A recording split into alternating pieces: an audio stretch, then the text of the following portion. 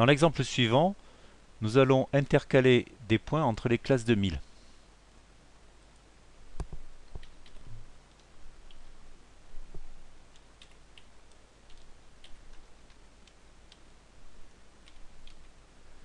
Excel nous fait une suggestion. Nous la validons. Deux constats dans cet affichage. Les nombres sont maintenant alignés à gauche car la présence des points les a transformés en texte. Et deuxième chose, les erreurs subsistent pour les nombres plus petits. Il suffit de rectifier le premier et les autres seront corrigés de même. On peut ensuite les aligner à droite et voilà.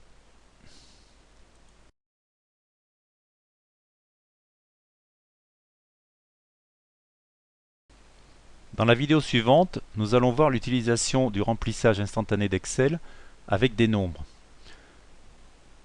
Dans cette liste, nous allons séparer les classes de 1000. Tout d'abord en laissant un espace entre chacune d'entre elles.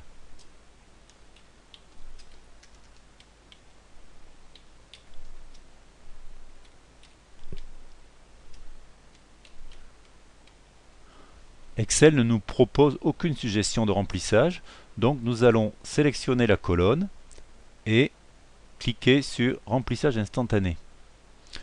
Nous apercevons que plusieurs de ces cellules sont incorrectement affichées, les classes de 1000 sont mal séparées. Nous allons donc rectifier la première d'entre elles.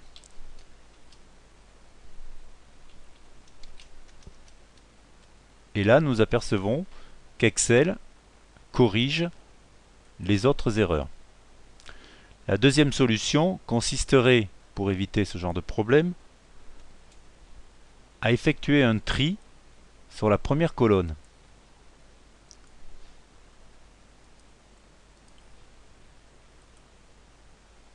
Là, nous saisissons le premier des nombres,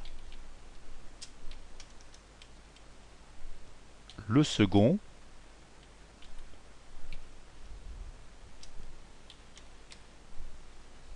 puis nous demandons à Excel un remplissage instantané. Voilà.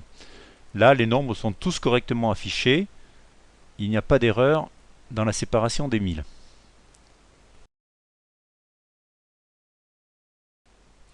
Dans l'exemple suivant, nous allons intercaler des points entre les classes de 1000.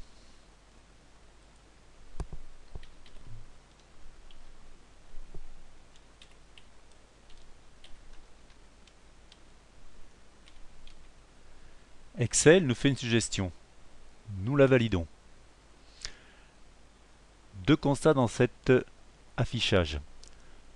Les nombres sont maintenant alignés à gauche car la présence des points les a transformés en texte. Et deuxième chose, les erreurs subsistent pour les nombres plus petits. Il suffit de rectifier le premier